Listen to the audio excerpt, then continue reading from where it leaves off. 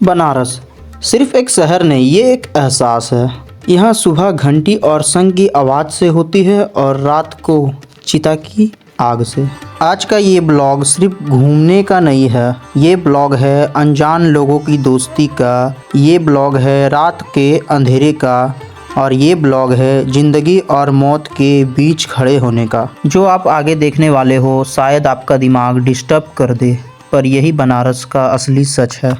बनारस बनारस एक ऐसी शहर है जिसे लोग मोक्ष की नगरी से जानते हैं। काशी हिंदू बोलते हैं, बनारस मुस्लिम बोलते हैं और वाराणसी टूरिस्ट बोलते हैं और आनंद वन साधु संत बोलते हैं। हर हर महादेव दोस्तों, चलिए आज की इस जर्नी को स्टार्ट करते हैं और एक्सप्लोर करते हैं पूरे बनारस को।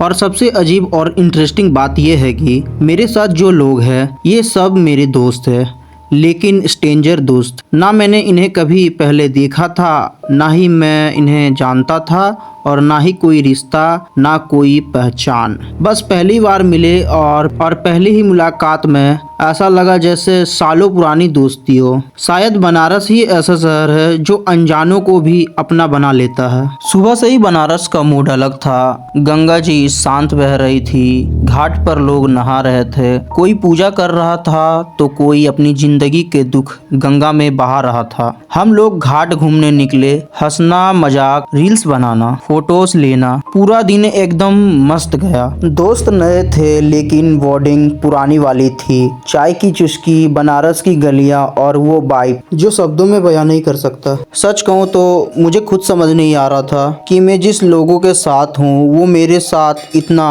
कंफर्टेबल कैसे हो गए। अनजान लोग, अनजान शहर, लेकिन फिर भी डर नाम की कोई चीज़ नहीं। बस एक बात बार बार दिमाग में आ रहा था कि रात को क्या होने वाला है। जैसे जैसे रात हुई बनारस बदलने लगा। दिन की आवाज़ें धीरे धीरे खामोश होने लगी। सड़कें खाली, गलियों में सन्नाटा और हवा में एक अजीब सी थकान। रात के लगभग 12 बज चुके थे और तब हमने एक फैसला लिया, मणिकर्णिका घाट जाने का।